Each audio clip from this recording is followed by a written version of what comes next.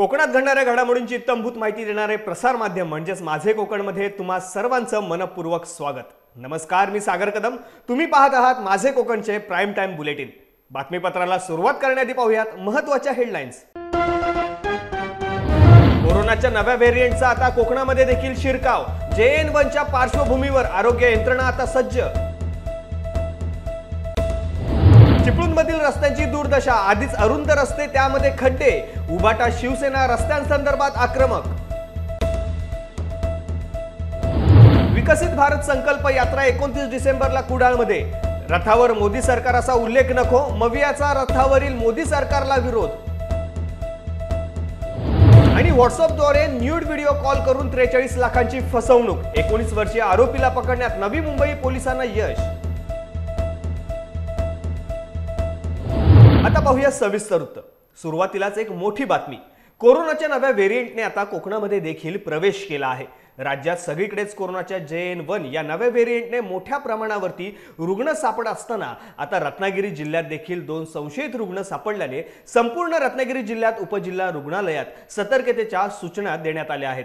ज्यांना लक्षणे आहेत त्यांनी अँटीजेन टेस्ट करण्याच्या सूचना जिल्हा शल्य चिकित्सक यांनी दिल्या आहेत। जिल्ह्यातील उपजिल्हा रुग्णालयात ICU बेड, आयसोलेशन वॉर्ड तसेच लहान मुलांचे ICU बेड, ऑक्सिजनची उपलब्धता तयार ठेवण्यात आली आहे। JN1 व्हायरसची सुरुवात झाल्यामुळे आम्ही ICUचे सगळे bed, oxygen supply, LMO tank सगळं भरून सज्ज ठेवलेले आहे। तसेच आपला ऑक्सिजन प्लांट पण चालू आहे आणि सर्व पेशंटची संशयित खोकला, ताप असणाऱ्या पेशंटची अँटीजेन तपासणी आम्ही सुरू केलेली आहे। पण सध्या तरी आपल्या इथं खेडमध्ये किंवा आमच्या रुग्णालयामध्ये एकही रुग्ण सापडलेले नाही, पण आम्ही रुग्ण आढळल्यास सर्वतोपरी तयार आहोत। विकसित भारत संकल्प यात्रा येत्या 29 डिसेंबर रोजी कुडाळ शहरात येणार आहे। त्या यात्रेत विकास रथावरती मोदी सरकार असा उल्लेख असेल तर आमचा यात्रेला विरोध आहे, असं कुडाळ नगरपंचायतीमधील महाविकास आघाडीच्या सत्ताधारी नगरसेवकांनी सांगताच विरोधक भाजप नगरसेवकांनी यावर जोरदार आक्षेप घेतलाय।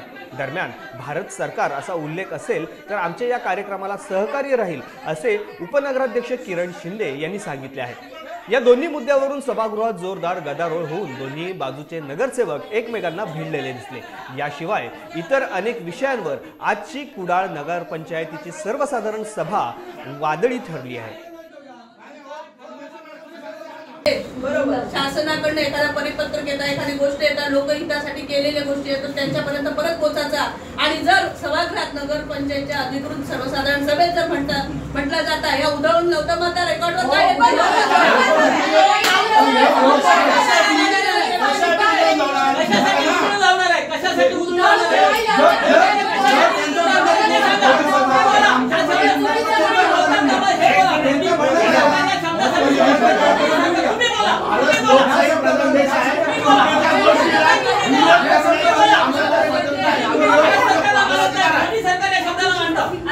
रत्नागिरी जिल्ह्यातील चिपळूण शहरामध्ये अशोका गॅसतर्फे घरगुती गॅस पाईपलाईन टाकण्याचे काम सुरू आहे। मार्कंडी येथे ही पाईपलाईन टाकण्यासाठी रस्ते खोदण्याचे काम नुकतंच सुरू झाले। मात्र खोदलेले रस्ते दुरुस्तीचे टेंडर न काढता खड्डे काढायला परवानगी दिल्याच्या विरोधात चिपळूणमध्ये उबाटा सेनेचे शिवसैनिक रस्त्यावर उतरले आहेत।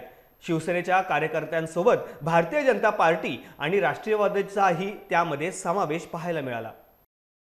अशोका कंपनी मार्फत जे PNG गॅस लाईन टाकायचे काम चालू आहे, आमचं त्यांनी ज्या पद्धतीने नगरपालिकेची परमिशन घेतलं त्यांचं म्हणणं आहे। आमचं नगरपालिकेला एवढंच सांगणं आहे की 8 महिने होऊन सुद्धा आपण कोणत्या प्रकारे टेंडर प्रोसेस केलेली नाही आणि मी रस्ते खणायला सुरुवात केलेली आहे। जर हे रस्ते खणले गेले तर ते पुन्हा लवकर भरले जाणार नाहीत। आमचा आक्षेप आहे, कारण की यावेळी विधानसभा, लोकसभा या वर्षी निवडणूक आहेत आणि येत्या महिन्याभरात लोकसभा निवडणूक लागतील, आचारसंहिता लागेल, त्यामुळे कोणतंही टेंडर होणार नाही।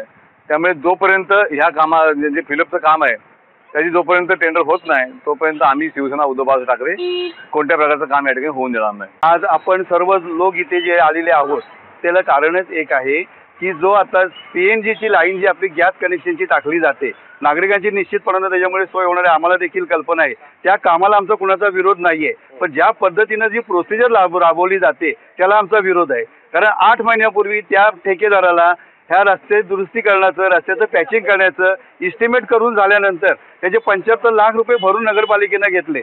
पण नगरपालिकेची एक जबाबदारी होती की त्यांनी लगेच त्याच्यावरती टेंडर काढून त्या टेंडरमध्ये पॅचिंगचं टेंडर काढून संपूर्ण प्रोव्हिजन आधी करायला पाहिजे होती. ती आज सगळ्यात केली गेली नाही आणि निश्चितपणानं संपूर्ण आमच्या शहरामध्ये जिथे जिथे लाईन जाईल तिथे तिथे ह्या नागरिकांना नाहक त्रास होणार आहे आणि हा त्रास होऊ नये म्हणून आम्ही सर्व मंडळी आज इथे प्रयत्न करतोय आणि त्याला आमचा त्रास न होण्यासाठीच नगरपालिकेने तात्काळ पावलं उचलावी ही आमची मागणी आहे. शिवसेनेचे नगर शहराध्यक्ष जे मोदी साहेब जे इथे उपोषणाला बसले त्यांचं जे म्हणणं आहे त्याच्या विरुद्ध आमचं म्हणणं आहे की हे जे रस्ते आहेत हे रस्ते रुंदीकरणाचं जर प्रपोजल नगरपालिकेत आहे तर अशा पद्धतीची लाईन टाकणे काही गरजेचं नाही आहे. म्हणजे काम करणं गरजेचं आहे पण त्याचं प्रयोजन असं केलं पाहिजे की पहिले रस्ते रुंदीकरण केले पाहिजेत त्याच्यानंतर पाईपलाईन टाकली पाहिजे.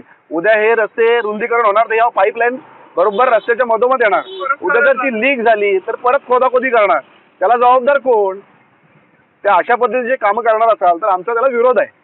नवीन वर्षाच्या पार्श्वभूमीवर रत्नागिरी पोलीस प्रशासन आणि जिल्हा प्रशासन ॲक्शन मोडवरती आले असून सर्वत्र नाकाबंदी करण्यात आली असून जोरदार तपासणी मोहीम सुरू करण्यात आली आहे. नवीन वर्षाच्या पार्श्वभूमीवर रत्नागिरी जिल्ह्यात जमावबंदी आदेश लागू करण्यात आला आहे. त्यामुळे मोर्चा काढणे, गर्दी करणे तसेच मोठा जमाव जमा करणे यावर बंदी घालण्यात आलेली आहे. नवीन वर्षात कोणताही अनुचित प्रकार घडू नये यासाठी कस्टम आणि पोलीस दलातर्फे समुद्रात विशेष गस्त सुरू करण्यात आले आहे. समुद्रावर आणि किनाऱ्यावर तसेच येणाऱ्या आणि जाणाऱ्या बोटींवर विशेष लक्ष ठेवले जात आहे. दरम्यान नवीन वर्ष साजरा करत असताना कोणत्याही प्रकारची अनुचित घटना घडणार नाही याकडे विशेष लक्ष द्यावे आणि योग्य ती खबरदारी घ्यावी असे आवाहन पोलीस अधीक्षक धनंजय कुलकर्णी यांनी केले आहे. कोकणातील सर्वच पर्यटन स्थळे पर्यटकांसाठी फुलून गेली आहेत. रोहा येथील युनिकेम लॅबोरेटरीची केमिकल कंपनी असल्यामुळे प्रदूषण आणि वारंवार कंपनीत घडणाऱ्या अपघातांमुळे कंपनी नेहमी चर्चेत राहिलेली आहे. यामुळे या कंपनीचे व्यवस्थापन स्थानिक लोकप्रतिनिधींच्या दबावापोटी सर्वसामान्यांवरती अन्याय करत असल्याचे बोलले जात आहे. या कंपनीतून 200हून अधिक कंत्राटी कामगार आहेत. कंपनी कामगारांच्या सुरक्षेबाबत योग्य काळजी घेत नसल्याच्या तक्रारी आहेत. त्यामुळे या कामगारांच्या संदर्भात वारंवार कंपनी व्यवस्थापनाशी चर्चा केली जात आहे. यामुळे आता दिनांक 4 जानेवारी पासून कंपनी विरोधात गेट बंद आंदोलन पुकारण्यात आले आहे. जोपर्यंत कामगार व स्थानिकांना न्याय मिळत नाही तोपर्यंत हा लढा सुरूच ठेवणार असल्याचा इशारा अमित घाग यांनी यावेळी पत्रकारांची माहिती देताना कंपनीला दिला आहे. व्हॉट्सअपद्वारे संपर्क करून न्यूड व्हिडिओ कॉल करून त्या कॉलची आरोपींनी स्क्रीन रेकॉर्डिंग केली. सदरचा व्हिडिओ यूट्यूबवर अपलोड न करण्यासाठी व तो व्हिडिओ डिलीट करण्यासाठी त्याचप्रमाणे इन्कम टॅक्स विभागाची धमकी देऊन फिर्यादीकडून वेगवेगळ्या बँक खात्यावरून पैसे भरणा करण्यास सांगून स्वतःच्या फायद्याकरिता 43,22,900 रुपये फसवणूक केल्याप्रकरणी अज्ञात आरोपी विरुद्ध गुन्हा दाखल करण्यात आला होता. या अनुषंगाने तपास करत आरोपी हलीम फरीद खान वय वर्ष 19 वर्षे याला राजस्थान उत्तर प्रदेश सीमेवरील पालदी या दुर्गम ठिकाणावरील गावातून ताब्यात घेऊन त्याच्याकडून अनेक मोबाईल फोन्स, विविध कंपन्यांचे सिम कार्ड्स, विविध बँकेचे ATM कार्ड्स अशा वस्तू जप्त केल्यात. सदर गुन्ह्यामध्ये आरोपी राहत असलेल्या गावात तसेच आजूबाजूच्या परिसरातील इतर काही आरोपींचा सहभाग असल्याचे तपासात निष्पन्न झाले असून सदर बँक खाते गोठवण्याकरता पत्रव्यवहार करून बँक खात्यातून एकूण 4,12,175 रुपयांची रक्कम गोठवण्यात सायबर पोलिसांना यश आलं आहे. वीटभट्टी व्यवसायात मोठ्या प्रमाणावरती आदिवासी मजूर काम करीत असताना त्यांची मोठ्या प्रमाणावरती आर्थिक पिळवणूक होण्याचे प्रकार समोर येत असताना भिवंडी तालुक्यातील चिंबीपाडा परिसरात वीटभट्टी मालकाने आदिवासी मजुरांना आपल्या वीटभट्टीवर वीट बिगारी म्हणून ठेवून त्यांची आर्थिक पिळवणूक केल्याचा प्रकार उघडकीस आला असून वीटभट्टी मालकाविरोधात भिवंडी तालुका पोलीस ठाण्यात गुन्हा दाखल करण्यात आला आहे. भिवंडी तालुका पोलीस ठाण्यात मंजू संतोष पवार यांनी दिलेल्या तक्रारीवरून वीटभट्टी मालक सिद्दीकी शेख या विरोधात ऑस्ट्रेसिटी हा वीट बिगारी कायद्याने गुन्हा दाखल करण्यात आला आहे. त्यानंतर विवेक पंडित यांनी तहसीलदार अधिक पाटील यांची भेट घेऊन त्यांना तात्काळ वीट बिगारी मुक्ती प्रमाणपत्र दिले आहे. देशाच्या स्वातंत्र्याच्या 77 वर्षांनंतर स्वातंत्र्याला काळीमा फासणाऱ्या अशा घटना राज्यामध्ये आपल्या अनेक ठिकाणी घडताना दिसतात. मुंबईसारख्या महानगराच्या जवळ असलेल्या भिवंडीमध्ये चिंबीपाडा गावाला सिद्दीक शेख आणि त्याची मुलं हे वीटभट्टीचा व्यवसाय करतात. या वीटभट्टीवर जवळपास 10 कुटुंब ही गेल्या काही वर्षापासून वेठबिगारी करत असल्याचं आढळून आलेलं आहे. पैकी मंजी सवरा हिने आज पोलीस स्टेशनला फिर्याद दिलेली आहे. संघटनेने जाऊन सकाळीच त्यांना मुक्त केलेलं आहे. आता पोलीस स्टेशनला आणलेलं आहे. तहसीलदारांच्या समोर हजर केलं जाईल. तिच्या माहितीप्रमाणे गेल्या 10 वर्षापासून ती काम करते. तिचा बाप सुद्धा त्या ठिकाणी काम करत होता. किती वर्ष त्यांनी काम केलं हे तिला आठवत नाही. आणि ती काम करताना तिला गेल्या 10 वर्षामध्ये तिच्या गावाला सुद्धा जाऊ दिलेलं नाही. ही कातकरी समाजाची आहे. याशिवाय महिन्याला काही न देता आठवड्याला केवळ 600 रुपये किंवा 800 रुपये अशी खर्ची हा मालक तिला देत होता. कधी हिशोब केला नाही. तुझ्या अंगावर भरपूर पैसे निघतात, किती पैसे निघतात ते सांगितलं नाही आणि दुसऱ्याकडे कुठेही कामाला जाऊ देत नाही अशी फिर्याद तिने आज दिलेली आहे. त्या ठिकाणी 10 कुटुंब आहेत.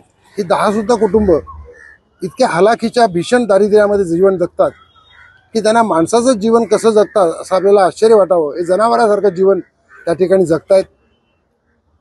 माझी शासनाला विनंती आहे की आपल्याकडे असणारी यंत्रणा, महसूल यंत्रणा आणि पोलीस यंत्रणा यांना सतर्क करून अशा पद्धतीचे वेठबिगारीचे प्रकार, शोषणाचे प्रकार, गुलामीचे प्रकार राज्यामध्ये जे सुरू आहेत ह्याला ताबडतोबीने आळा घालावा.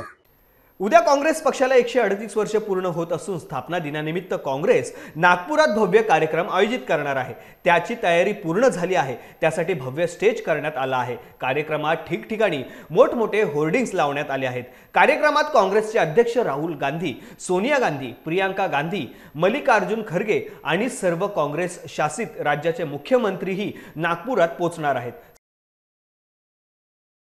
भारत सरकारची विकसित भारत संकल्प यात्रा आज रत्नागिरीमध्ये दाखल झाली. सकाळी लक्ष्मी चौक येथे झालेल्या यात्रेच्या कार्यक्रमात रहिवासी लाभार्थ्यांनी सहभाग घेतला. यावेळी विकसित भारत संकल्प यात्रेचे जल्लोषात स्वागत करण्यात आले. यावेळी पंतप्रधान नरेंद्र मोदी यांचा लाईव्ह कार्यक्रम दाखवण्यात आला.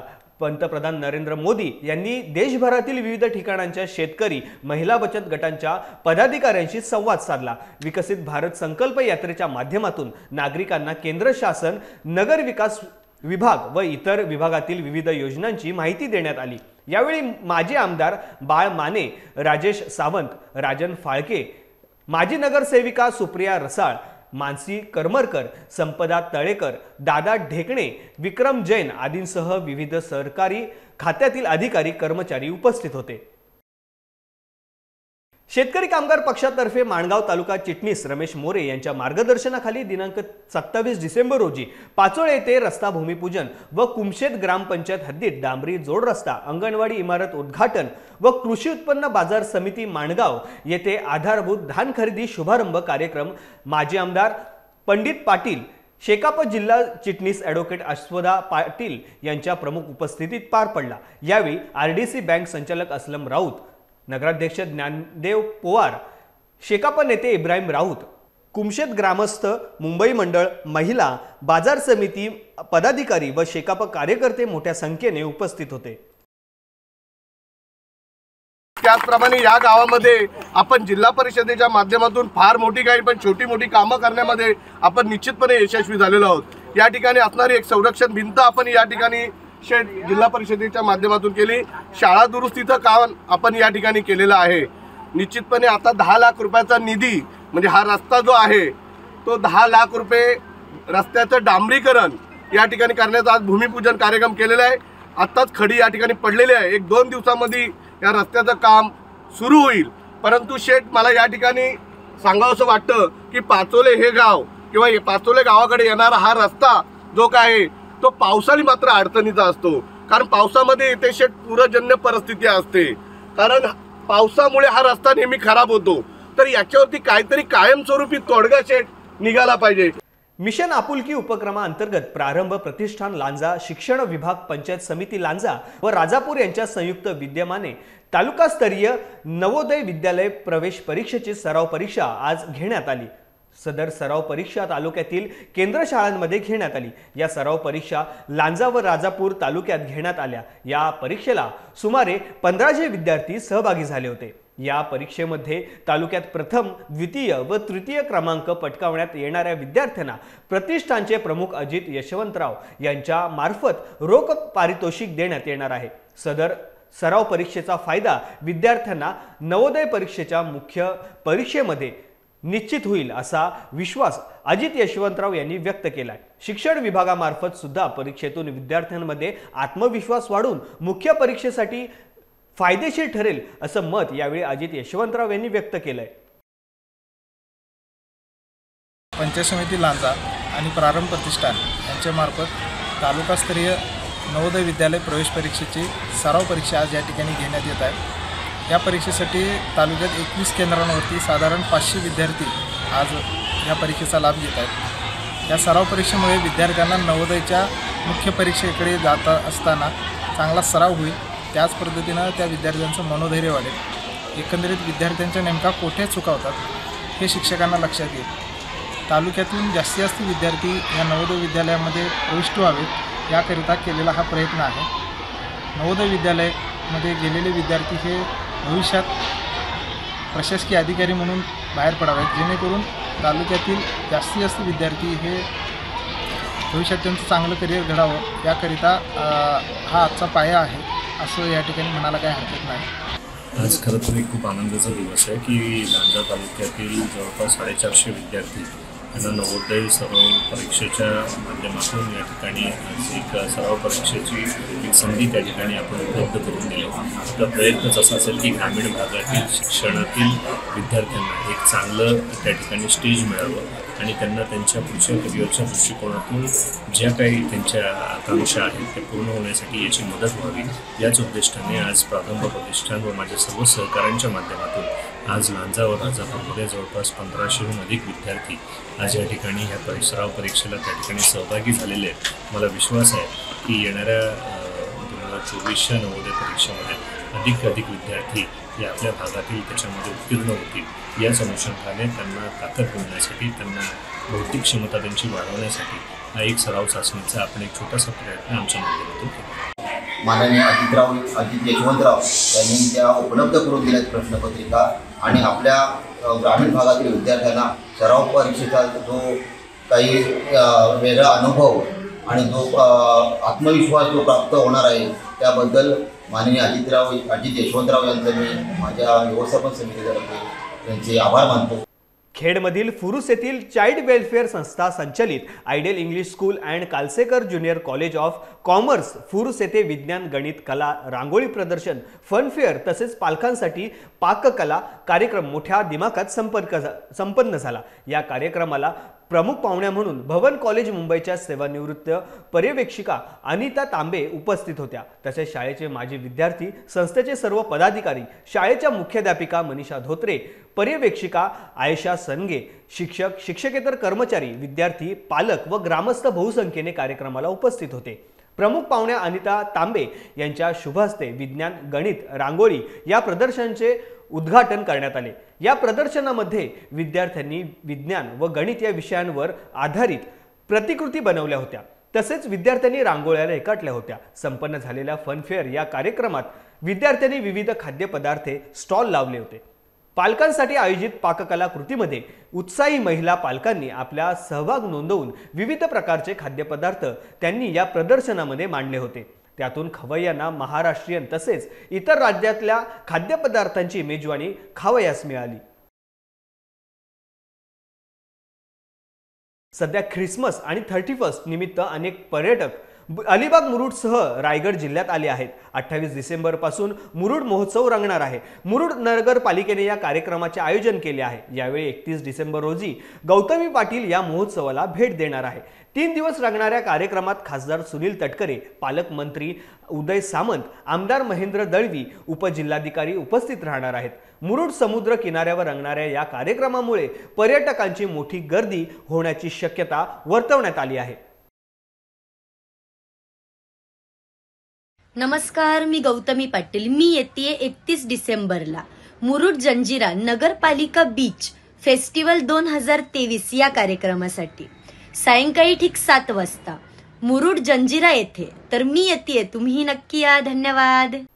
रत्नागिरी जिल्ह्यातील खेड तालुका खरेदी विक्री संघामार्फत भात खरेदी शुभारंभ जिल्हा मध्यवर्ती बँकेचे उपाध्यक्ष आणि खेड तालुका खरेदी विक्री संघाचे चेअरमन बाबाजी जाधव यांच्या हस्ते करण्यात आले। यावेळी संचालक शामराव मोरे, सिद्धी पवार, प्रफुल्ल मोरे, श्रीधर गवळी, अंकुश कदम, सुजित भुवड, प्रकाश कडू, शेखर दळवी, विष्णू मोरे, श्रीदेवी झोलाई केदार चेअरमन, सचिन पवार, उमेश देवरुखकर व इतर सर्व शेतकरी उपस्थित होते।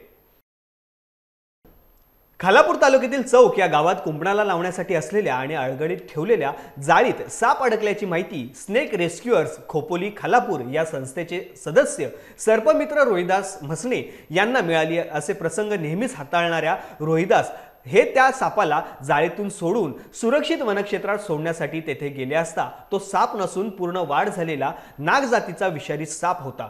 अर्थातच नाग सापाला त्या जाळीतून सोडवताना खूप मोठी रिस्क होती, कारण तो बऱ्याच वेळापासून जाळीत अडकलेला असल्याने खूप अग्रेसिव्ह झाला होता। सर्पमित्र नवीन मोरे आणि सुनील पुरी या सर्पमित्रांना मदतीसाठी बोलवून घेतले।